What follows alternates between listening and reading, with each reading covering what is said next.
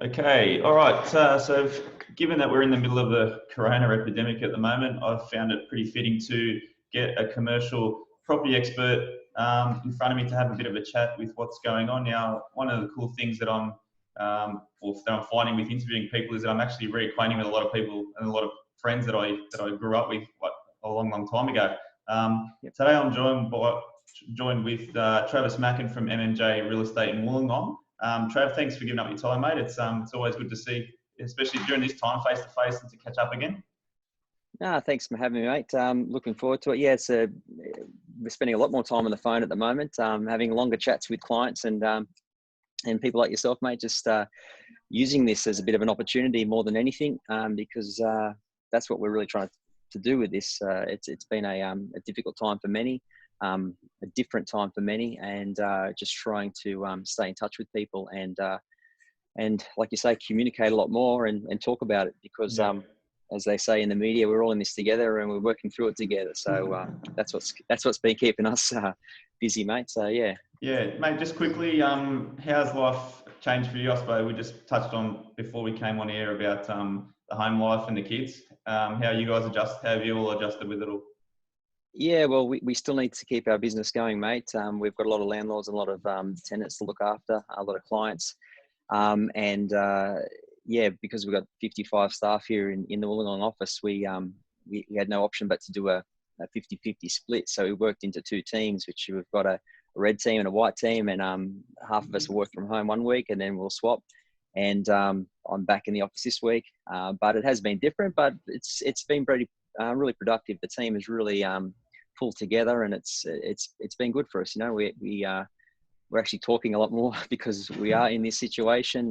We're all linked up with our computers at home. So it's been really, really good for us. It's been a challenge, and everyone's stepped up, which is great. Yeah, a common theme I'm getting with everyone that I'm speaking to, it's within business, is it's really enhanced the communication aspect. Yeah. It's probably something that you actually take for granted when you're in the normal day-to-day operation in the normality of life. But communication, as you can see in this point in time, it's really important. And then when we touch on the commercial property side, when you're looking at landlords and tenants and the enhancement of communication and how important communication really is, it's probably just highlighted by what we're going through right now. Yeah, that's right. Look, when all this hit, our commercial management team, when we have a separate management team in our office, we have a separate resi and a separate commercial. So our commercial guys got on the front foot as soon as this hit to communicate with all our clients, landlords, and we literally sent out an email to everyone to basically say, we're here to discuss things. If you've got any queries, please give us a call. Here's a link to a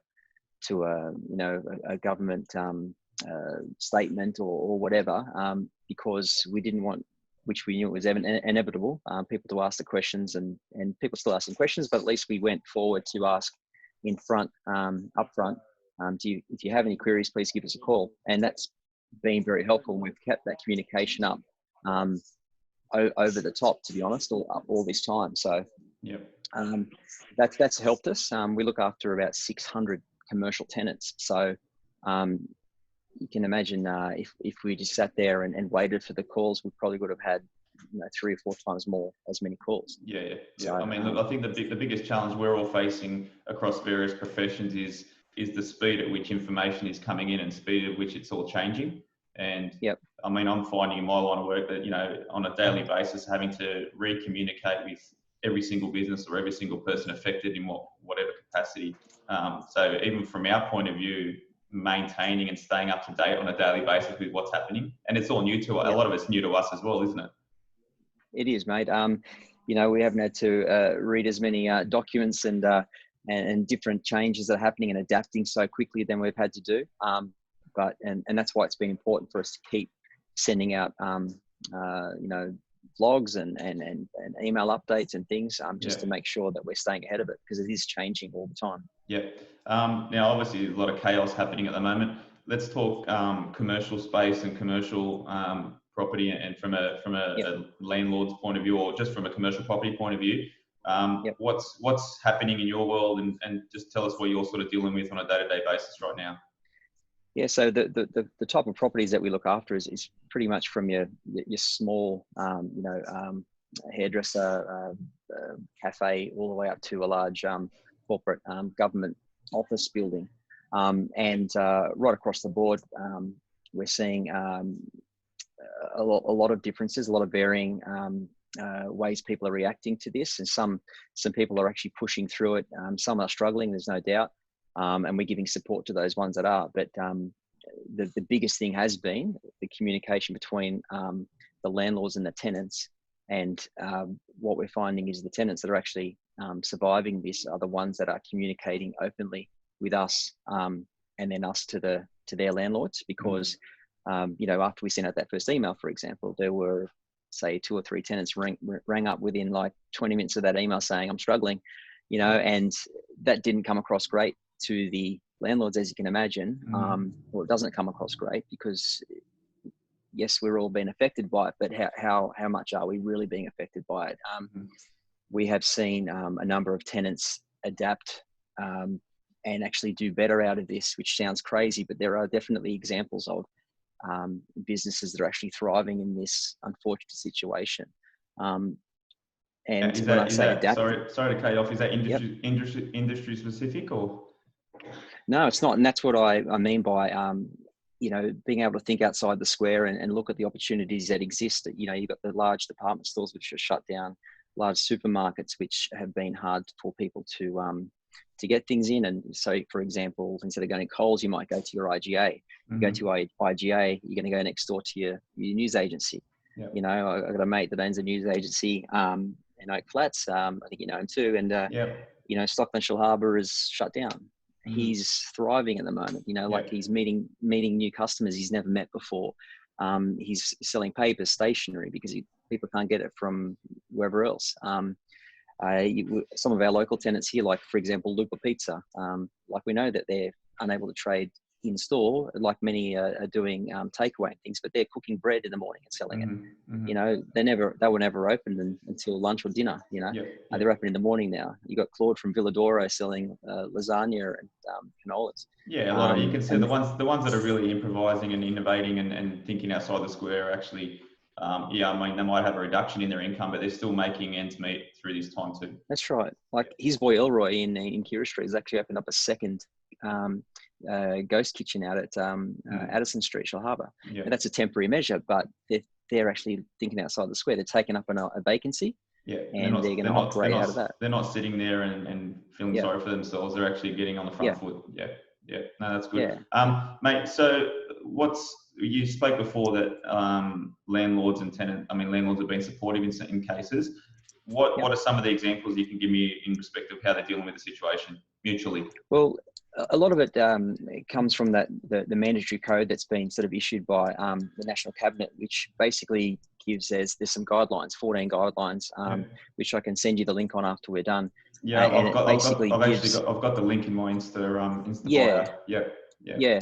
So the simplest way to think about it is that it's meant to allow a proportionate abatement. So if you're down 20% in revenue and you can show that, then your landlord should be expected to give you a reduction of 20% in rent.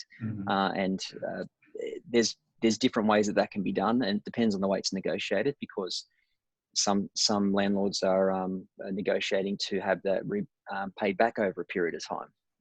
Some are getting a rent free altogether and then having another step up after it's finished. And the best way for that to work is to be upfront, because if you come in panic at the later stage, it's going to be harder for you to catch up, or business owners really want to concentrate on running, especially now, their business as best they can, and at least knowing what they've got in front of them and what rent they've got to pay, because the landlords are also having to pay their debts. So always perceived as the evil landlord, but they've got their obligations too. They're the ones that put the risk out to invest in an asset. And again, that can all trickle down. You've got JobKeeper, all those sort of things that affect the business, which then affects the landlord. And what we're hoping for now is what they're talking about is giving landlords some subsidy in relation to rates and things like that, which will be through the, and I mean, the media as well. I think the code of conduct was announced by the government for sort of like a mediator or a bit of a fair measure from both sides. I think in this current situation, I think, and you know, I had a conversation with a client before that was announced, and he was asking me, okay, what do you think's fair? Because he was in the terms of negotiating with his landlord, and I basically said to him before knowing that the code of conduct was coming out, said if your revenue drops by X percentage, then it's only fair that your rent maybe should be reduced by the same portion. Funnily enough, it did come out in that same way. So I think the code of conduct's more about sort of fairness, really, isn't it, from both parties? That, you know, if my revenue drops 50%, then, you know, it'd be ethically right for the landlord to negotiate terms close to that mark as well. Yeah, that's right. And for the long run, you know, like you're in that relationship, it's a relationship during that lease period. And if both parties do the right thing by each other, it is going to pay dividends in the end, because we are going to come out of this. And I expect that everyone will actually come out of this stronger.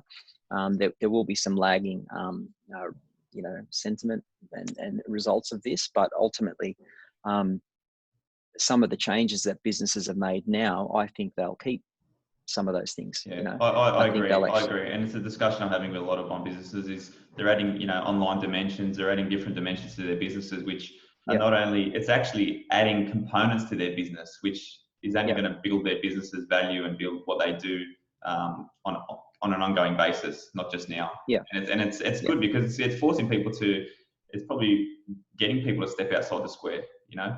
Yeah, exactly. And that's what, you know, advice you'll always give a client: do this, do that. But we're almost being forced to do it now. And for some that can't cope with it, they will struggle, but it may be a lesson, and you learn from your lessons.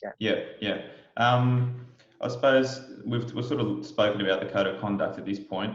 For anyone who's raw to the commercial space or have just become a tenant or a landlord, just give us a bit of a mutual advice that you'd tell them initially, especially upon this situation happening right now. Yeah. So basically, you know, depending on where they are and what they're doing and what type of, you know, there's such a wide variance in commercial property. You know, it's very different to residential, and that's, you know, exactly why we have a separate department just for it, because it needs to be handled a different way. So with commercial, there's really no set rules in the way that you negotiate. With commercial, you can negotiate in so many different ways. There's so many different ways to scale a lease, scale your rent, and that's what I love about it. You can pretty much come up with anything as long as both parties agree, and obviously it's legal.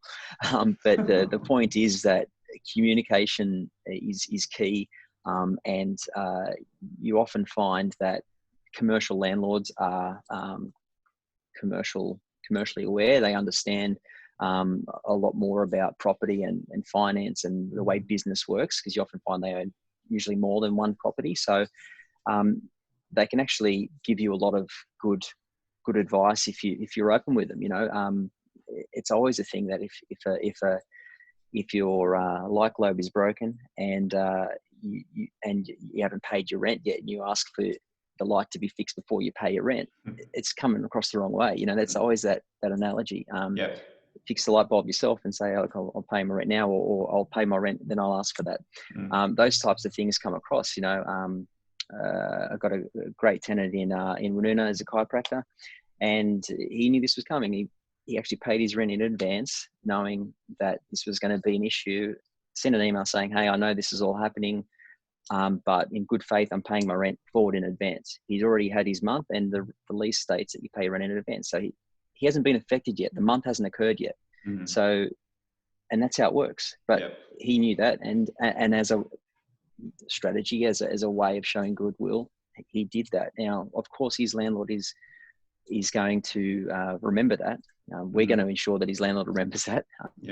Those types of things that can be done. So it's quite prolific through the mall at the moment. You know, there was issues happening in the mall before this occurred, and we manage a lot of property through the mall too. So there's other affectations there apart from Corona. Most landlords understand what's going on. They understand the business, so they're not going to be surprised by a query. Well, I mean, look, in a nutshell, you're going to have, and this is the nature of both residential and commercial, you're going to have your good tenants. You're going to have your tenants who are paying regularly, paying everything as and when it's supposed to be paid. You're going to have, and the nature of the game is you're going to have people trying to abuse the system. That's right. So, and you see that, yeah. So like when it comes to negotiating a reduction in rent, so just run through your experience at the moment with, let's say I've had to reduce the rent by 30% for my tenant. Okay. Yeah. Is that 30% being picked up down the track? It can be, and it's all happening right now. So that's the discussion. They're asking for our advice on that. Depending on the business, you'd like to understand whether they're actually going to have the ability to pick up that business afterwards. Because depending on the business, like if it's a coffee shop, you're not going to go and order twice as many coffees after the fact. But if it's a consultancy job, then they may have double the work after people are finally able to come back. So again, it's horses for courses, and it'll just depend on the situation. Okay. Yeah. Let's touch on something probably a little bit more passionate to you, is our Wollongong Mall. I mean, personally, I don't really go there too often anymore. And it's only sort of 5 to 10 Ks away from where I am. What are your thoughts on the infrastructure in town right now? You see the commercial property space in there. What's happening in there at the moment? Yeah, mate. Look, it's been a long time coming. I'm pretty passionate about the mall itself. I've sold the majority of properties in through that mall, and seen the changes that have occurred, the attitudes of the owners, the business owners, and basically, Wollongong Mall is twice as long as Pitt Street Mall. Pitt Street Mall has a population or surrounding it of about 4 million people. We've got about 250,000. The mall's too long, basically. It doesn't work. Malls don't work hardly anywhere unless you've got a massive population like that. I think the stat is something along the lines that there were 250 malls in Australia. 240 of them have been reopened for a reason. So the problem is that because retail's changing, to walk that distance up and down, you're not going to go there unless you have a reason to. So you've got the 4 banks in the lower section, for example. You've got the post office there. If it wasn't for those essential services, which can now all be done online, a lot of those other businesses still suffer and have suffered. That's why you see a lot more vacancy that's through that area. Wollongong Council have done a lot of work to try and revitalise it and things, but unfortunately it's not. It's sort of an old idea, an old concept that unfortunately just doesn't work. People want cover, they want the aircon. A lot of people will come to town, they'll park in the car park and not leave the building. They won't even cross. They'll cross through the bridge to stay undercover. So those lower tenancies on those lower buildings suffer quite a lot. And they're all older, skinny buildings by physicality. So for them to be developed and come to something bigger and better actually won't occur unless you amalgamate 5 or 6 properties, which again is very difficult to do, very expensive to do, and unlikely. So change needs to happen there. What sort of change do you think? Well, I mean, what would you, if you were the town planner here, what would you do with it? My plan would be to, and this is shared by a lot of our clients and business people around town, is to reopen at least the bottom half at minimum, and have one-way traffic, angled parking, because it's hard because it was voted to actually be reopened at one point, right before the ICAC inquiry. And unfortunately, it got flipped over right at the very end. The thing is, the mall shuts down every single day at say 4 o'clock, 5 o'clock. It stops trading. No money comes in the door for anyone at that time. If it was reopened, or any part of it was reopened, then it has the ability to continue to trade. No one's going to have a clothes shop open on a 7 o'clock at night on a Tuesday. That's not going to occur. So having it open will encourage a change of use for those lower tenancies. You'll start to see the food traders come down to the ground floor. Shop, which you see in every other city in the world. Basically, we all want alfresco dining, and we hardly have any alfresco in Wollongong, unfortunately. Yep. We have a little bit on Kira Street, on Corrimal Street, on either end, and you're split by the mall. So you want it to be active, because then when that is active, that allows tenants to be able to make more money, therefore pay more rent. Buildings become more valuable. Owners can start spending money, and it'll start to evolve in that way. So council are talking about things, and they're inviting us to put forward proposals. All the landlords and business owners in the mall are ready to go. A lot of them are actually angry. They want change now because the foot traffic, it just isn't there anymore. Yeah, it's a common theme. And as the years, I mean, I remember growing up on a Thursday night in Wollongong, it was absolutely chock-a-block packed. Yeah. And now you go in there and there's literally, you could count the people in there on two hands, Yeah, it's really sad to see, like the markets on a Thursday are great. They're great for the people that operate those markets, but for those operators that are up in the food court on a Thursday night who have to staff those shops and have them open, don't get anyone. Not helping their cause, no. It's not. But so that there's a balance. Those markets can still occur once it's open. Mm-hmm. You can just have them over to one side, or you have them close the road off for that one night if you want to. Yeah. But, I think, just looking at it without knowing logistics, the bottom half where you've got the road leading down to the amphitheatre, or even up to the amphitheatre, if you came up or down from there and hooked it down towards the bottom of the mall, that bottom section could essentially be open, couldn't it? Yeah, that's that bottom half. So that half is with that Church Street point, and that would still give us a massive mall, still give plenty of room for activities and things during Christmas and all that sort of stuff would be great. But it's just, unfortunately, it's really spread our CBD out. And all those owners pay a mall levy, which is massive, and those council rates, mall levy rates have stayed. As in, when I say stayed, they've stayed on their trajectory upwards. Retailers gone the other way, the other way, and they haven't adjusted, and that affects property values. So that's not a great thing. Yeah, right. What's happening in the sales side, in the commercial space, sales wise? Obviously, you'd assume that things are sort of across the board slowed down. What's happening around the Wollongong area with the commercial side? We were headed to have one of our biggest years in history, mate. We were sort of going great guns up until about a month ago. We've continued to be busy.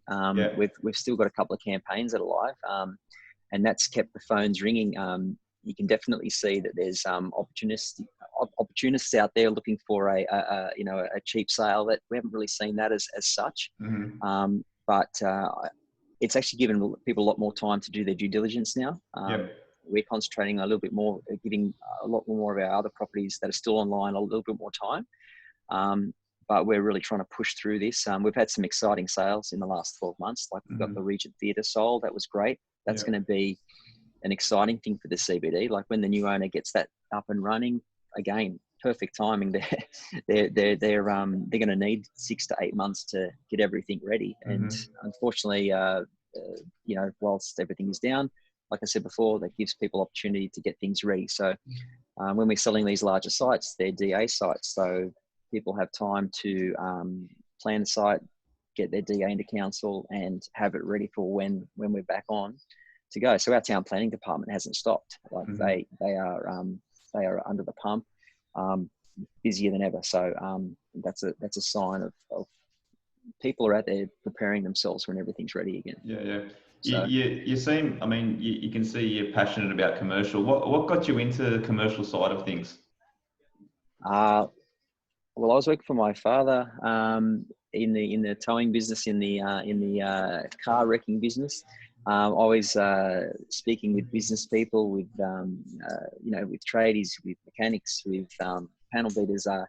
A family friend of ours who's a local agent here, he got me into work for him, opened up his commercial department. And commercial is less emotional. It's all about the numbers. So you'd love it, mate. It's as long as the numbers work, the property sells, and get to sell some really, really cool, exciting things. We've sold some of the most expensive stuff in Wollongong. 90 Crown Street was a highlight. Corrimal Coke Works site, like that was massive. And these are all things that are going to change Wollongong. And there's some really, really cool properties that we've got coming up once this is all over too. So we're excited. There's constantly things happening. We specialize in commercial, but we do the whole range of services at MMJ. So it's been, it allows us to sort of cross-sell to each other. Yeah. We can take a property from a block of land to a finished product, which we've done a lot. And that's what we enjoy the most, you know? So there's some really cool things that just keeps me going, mate, because every day is different. Yeah, right. I mean, when you're talking, numbers, you'd be hitting some pretty big numbers when you're selling blocks and places of the nature that you do. How do you celebrate, mate? I know you enjoy a drop of red. No, it's good, mate. We always have some form of lunch or something like that. Jeff and Tim play a lot of golf. I'm not that great at golf, but I'm getting there. Yeah. So I'm trying to get into that. But as far as celebrations, mate, like putting that sold sticker up is the best feeling you can do, especially, like it's not about just the price with commercial. You've got the leases to go through. You've got the easements and all the complex issues that come with a contract. And there's a lot of work that goes into it. So once you put that sold sticker up, you can't get a better feeling than that. So yeah, that's it. That's good. Pretty cool. Yeah. All right, mate. We'll wrap up. Just a final one. So let's just go back to the situation with COVID-19. Just some general. What would you just some general advice on what you would say to basically anyone who's in either a commercial landlord situation or tenant situation? Just what to use some common sense in the situation. What would you say to them? Yep, common sense is a good word. Basically, use it and communicate with your managing agent, with your landlord if it's self-managed. Just try and be upfront and open book, because at the end of the day, this thing isn't going to last forever. We are going to get through it, and when you do, it's going to be hopefully an opportunity to have bettered yourself as a business and as a as a business, really, or keep it commercial. So it's just to communicate, mate, because there are ways through this. There are things in place to help. Whether it's the bank, the government, your agent, your landlord. There's all things there to do it, because everyone's doing the same thing. So yeah. And just the communication channel. So a tenant communicates with, let's assume you're your MMJ property manage. Yep. The communication channel is tenant to you guys, and then you're onto the landlord. It is. Yep. It's the best way. And look, that has come up a bit with this, that tenants have felt they should just probably call the landlord direct. Yeah. It's not the way to go. You're sort of putting the landlord on the spot. The landlord puts you on the spot. You're better off going through the agent. Allows there to be a buffer in between, because us as the agent can, say, look, don't say that, because that's actually not right. You're not going to get that. Or why don't you listen to this suggestion and do something that way, because that's the best way to get through it. Dealing direct really sort of, everyone's always going to put a guard up. Yeah. And having an agent in between will just soften that and guide you through it. Yeah. Okay, cool. Very good, mate. Once again, Trav, thanks for your time, bud. It's no worries at all. It's good to get some insight into the space, and good luck with reopening the bottom half of the mall, mate. I'll try, mate. I'll talk to you soon. All right. Good on you, mate. All right. Thanks, Eves. Catch you, mate. Talk soon. See ya. Bye-bye. Bye. See ya. Bye.